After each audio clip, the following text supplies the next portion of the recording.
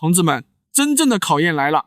最近我发现一个特別有意思的現象，根據中共黨媒《新京報》的報道，2025年返鄉創業的人員將超過1500萬。這話聽着是不是特別興奮？感覺家鄉遍地都是機遇。但咱們得把這層美顏濾鏡給撕了。真相是，現在中國經濟嚴重衰退，大城市的工作機會在萎縮，底層的活計又被捲成了麻花，大家實在是捲不動，被榨乾了，才不得不上演這場無賴的敗走縣城。在很多中國人的印象裡，縣城是充滿煙火氣和人情味的地方，是大家小時候出過最遠的遠門，是大家最後的避風港。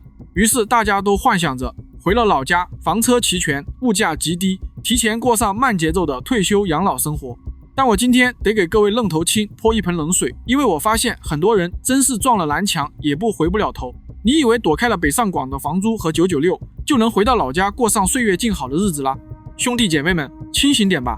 大城市的冷漠好歹還帶着幾分殘酷的公平，而縣城的溫情那全是留給自己人的。它竟被縣城婆羅門徹底鎖死。所謂縣城婆羅門是源於印度的種姓制度裡，婆羅門是最高等級的階層，他們生來就是祭司，是統治者，掌握着解釋神權和分配資源的終極權力。這個制度最狠的一點在於，它是靠血緣傳承的，而且不可逾越。你生在婆羅門，你一輩子就是貴族；你生在底層的首陀羅或者達利特，你哪怕再努力再優秀，你也只能去掃大街刷廁所，你的後代也永遠翻不了身。我為什麼要用這個詞來形容中國的縣城？因為在現在的縣城裡，階層已經不再是流動的，而是生物學遺傳。掌握實權的家族就是縣城的婆羅門，他們通過聯姻、世襲和資源壟斷，在縣城這個小世界裡構建了一套中國版的種姓制度。在這裡，你的姓氏就是你的通行證，你的血統就是你的天花板。普通人回縣城，你以為你是回來建設家鄉的，但在這些婆羅門眼裡，你就是一個沒有種姓，隨時可以被驅逐或者收割的局外人。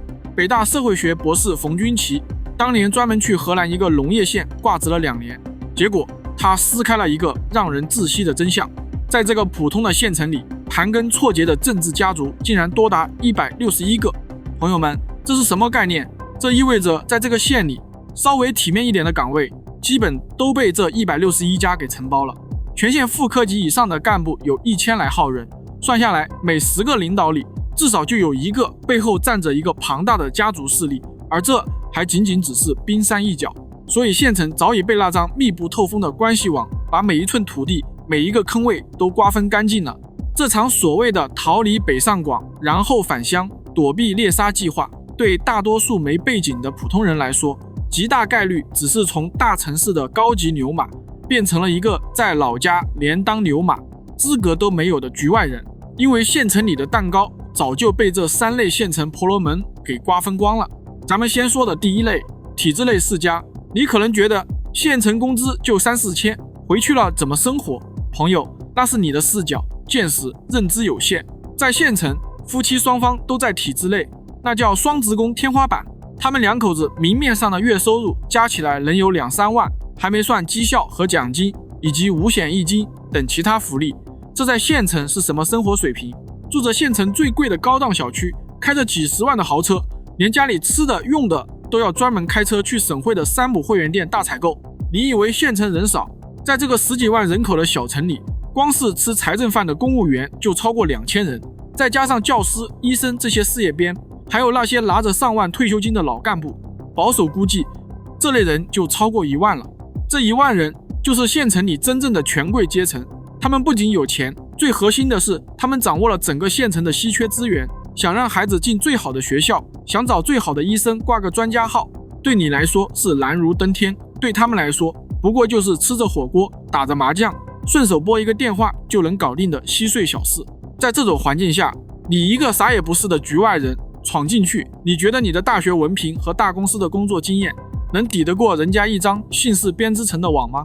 我勸你們別太天真，在縣城壓根兒就沒有所謂的公開招聘，只有定向的蘿蔔頭位。你那些在大城市拿得出手的亮眼簡歷，在人家那兒就是幾張廢紙。因為稍微好點的崗位早就被內定給了領導們的七大姑八大姨，甚至是誰家剛留洋回來的小舅子。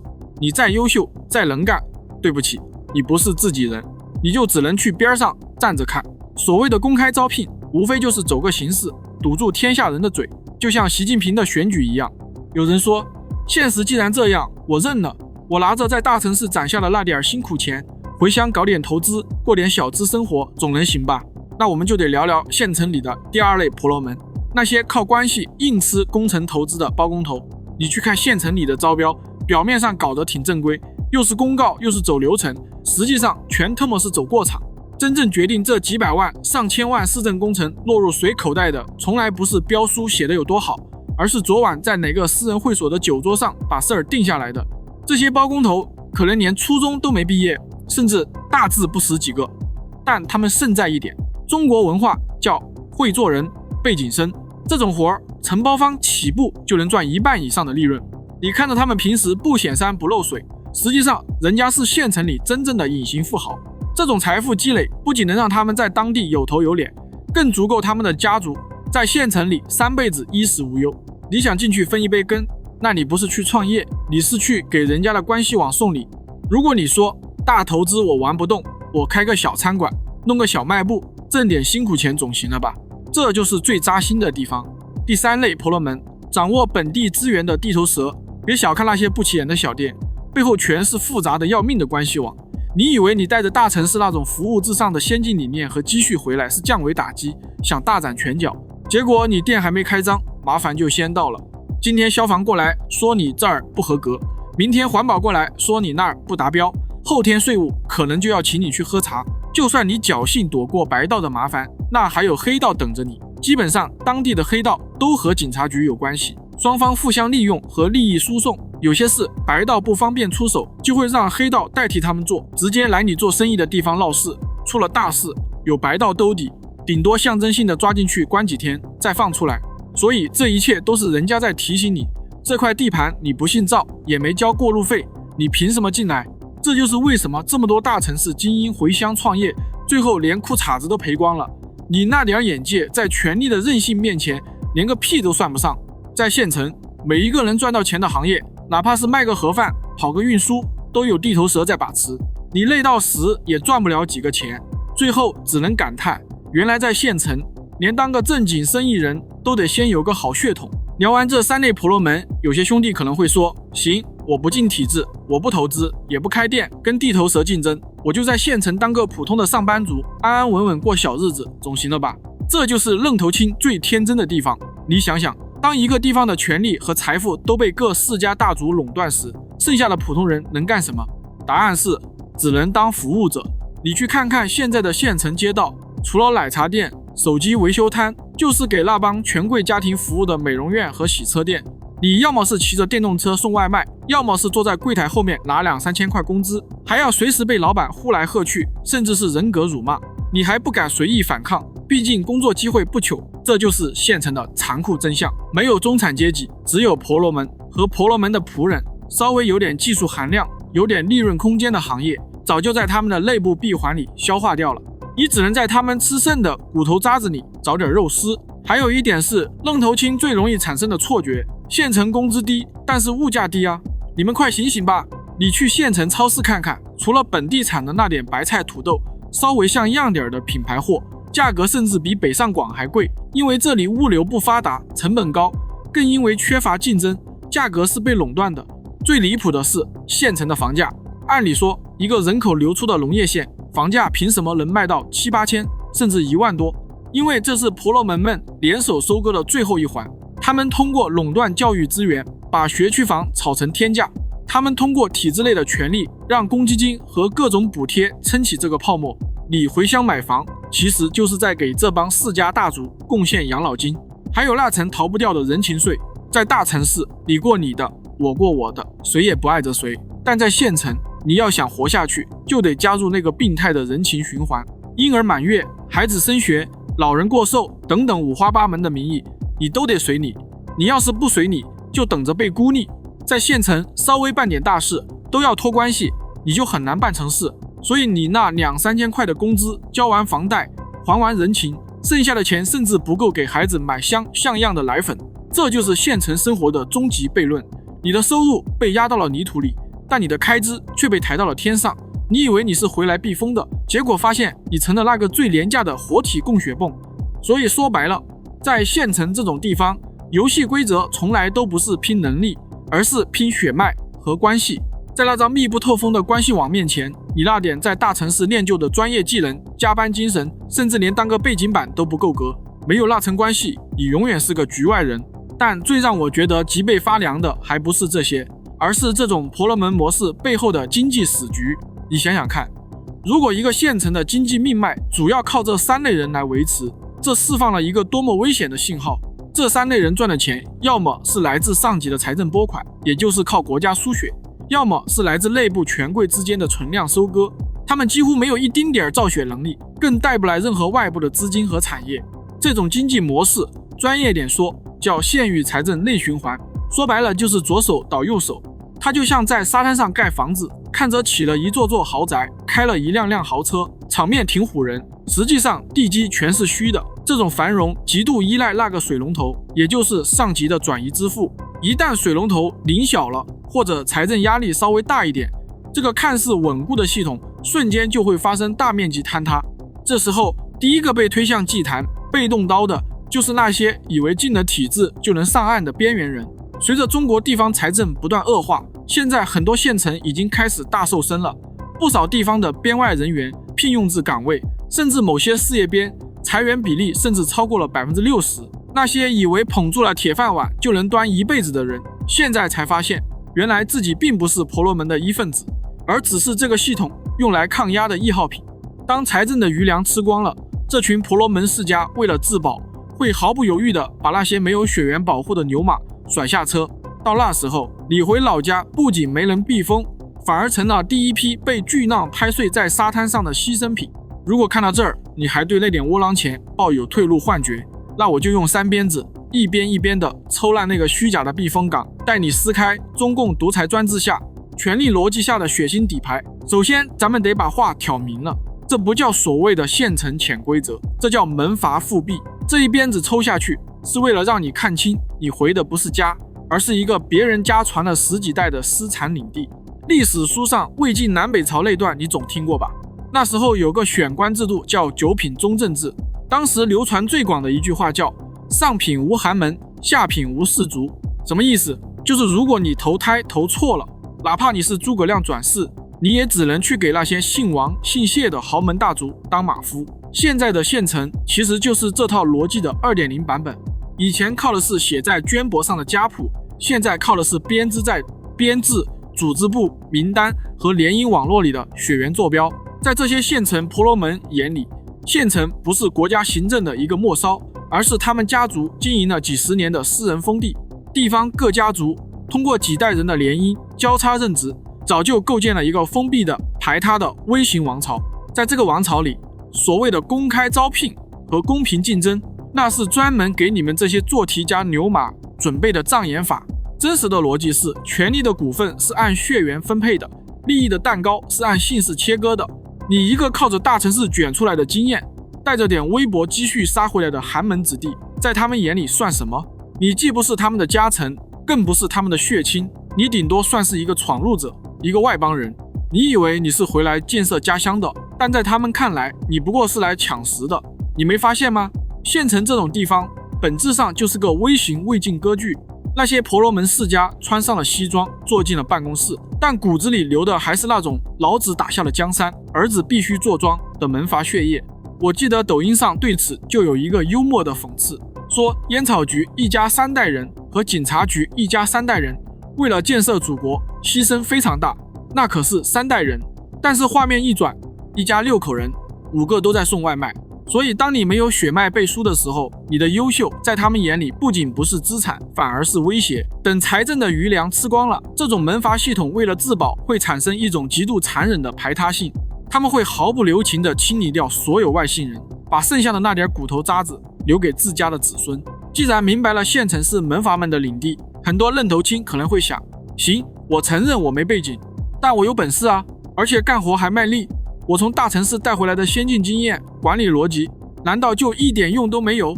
我努力工作，幫單位解決問題，難道他們還能把我攆走？小可愛們，這就是我要給你們的第2鞭子，而且這一鞭子直抽你的靈魂。在縣城，如果你沒有血脈背書，你的優秀和努力非但不是你的敲門磚，反而可能是你的催命符。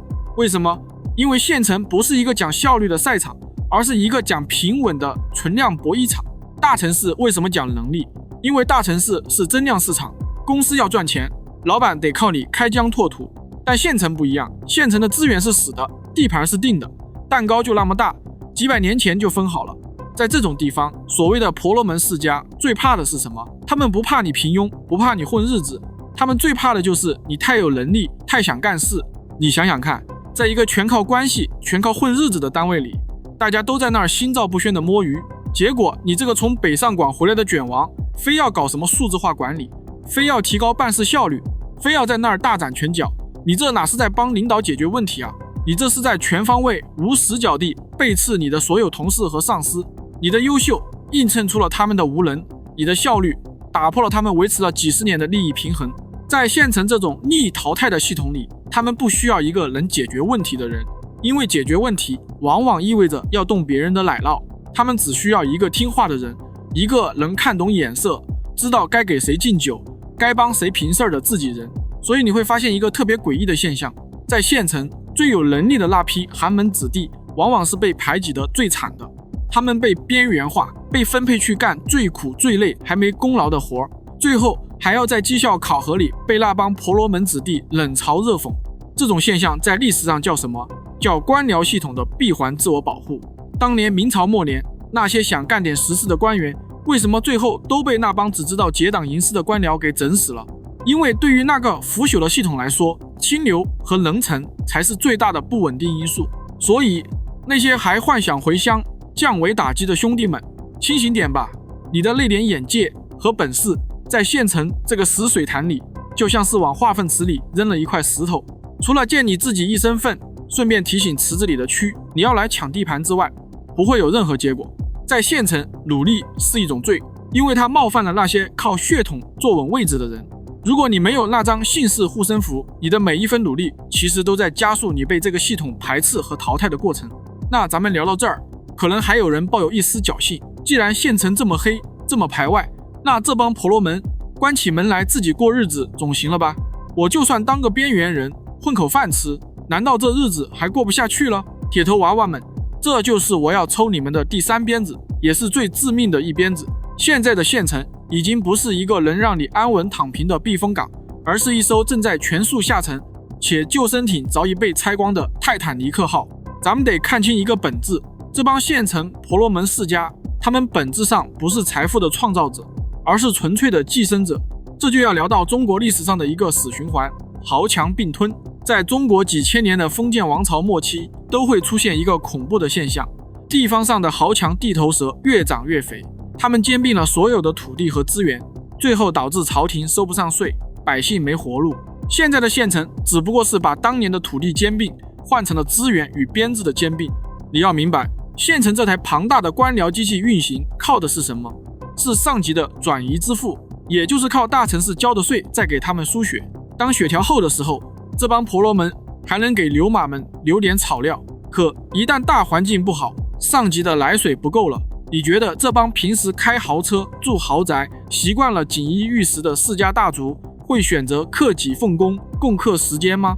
別逗了，他們的第一反應是開啟大收割模式，直接抽乾縣城的最後一滴骨髓。這叫寄生者的狂歡，也是系統的終局。當財政沒錢發工資，沒錢搞基建的時候，這幫掌握着行政權、審批權和執法權的婆羅門會變本加厲地從每一個普通人身上榨油水。你想開個店，各種費、各種稅、各種罰單會像蒼蠅一樣盯着你。你想辦個證，沒有過路費，你可能連門都進不去。他們會把縣城原本就脆弱的經濟環境折騰成一片寸草不生的荒漠。歷史早就告訴過我們結局了。當年崇禎皇帝為什麼調不動兵、籌不到糧？因為基層的那些婆羅門早就把國家掏空了，他們把財富鎖進自家的地窖，眼睜睜看着帝國崩塌。現在的縣城就是這樣，這幫世家大族正攥着手裡僅有的幾張救生門票，可能是省會的房產，甚至是國外的綠卡，而你還在幻想着能回老家安穩一生。清醒點吧，你回去不是避風的，你是回去當人肉墊財的。當這艘船徹底沉沒的時候，他們會踩着你的腦袋跳上救生艇，而你只會和這個僵化的系統一起沉入不見天日的深淵。所以那些還想回縣城的愣頭青們，這三鞭子抽完，大家該看清了，縣城沒有鄉愁，只有血淋淋的階級隔離，回去就是死局。那很多人就納悶，為什麼這幫人能穩如泰山？因為縣城婆羅門就是中共在基層的統治基石。獨裁者的邏輯很簡單，為了保證紅色江山不倒，他必須得牢牢控制住每一個縣城。但北京太遠，官僚太臃腫，直接管理的成本太高，怎麼辦？答案就是权力分封，利益招安。中共實際上是把基層的統治權承包給了地方家族，邏輯極其冷酷。這幫婆羅門負責幫中共收稅、維穩、掐滅任何反抗的苗頭。作為交換，中共默許他們壟斷當地的一切，把縣城變成這些家族的私產領地。所以他們不是什麼害群之馬，他們是中共独裁末梢的代理人。沒有這幫地頭蛇，獨裁者的指令在基層就是一纸空文。這種模式最邪惡的地方在於，它在物理層面上切斷了普通人的活路。在獨裁專制下，所謂的法律和公平只是忽悠韭菜的口號。當這幫代理人成了制度的支柱，整個系統就開啟了逆向篩選。他不需要有靈魂的公民，只需要會跪舔的家奴。這哪是現代社會？這分明是披着高科技外衣的集權農奴制。他讓努力變成了笑話，讓血脈成了唯一的貨幣。中共為了維持他那個所謂的穩定，正在親手閹割掉整個中國社會最寶貴的階層流動性。這對後代意味着什麼？意味着投胎成了唯一的起跑線。如果這種獨裁門閥化不打破，我們的孩子還沒出生，他的職業、房產，甚至是作為人的尊嚴，早就在那幫紅色家族的年夜飯桌上被分乾淨了。你的孩子努力一輩子，上限可能只是給這些婆羅門家的3代打工交租。這不叫社會，這叫代際收割。在獨裁者眼裡，你和你的子孫根本不是人，而是維持他們權貴生活的存量耗材。這個政權正在進行一場自殺式的狂歡，他們抽乾了縣城的每一滴血，然後把錢洗向海外，把爛攤子留給你。所以，給所有想回鄉的兄弟姐妹們一句最直白的話：面對一個靠獨裁血脈定生死的死局，你最大的反抗就是不回去給他們當人肉電池。在大城市，你雖然辛苦，但你起碼是在為自己活。回了縣城，你就是回到了獨裁政權的人體培養皿，去供養那幫寄生在人民頭上的紅色門閥。看清了中共獨裁專制的底牌，你才算真正找回了你的尊嚴。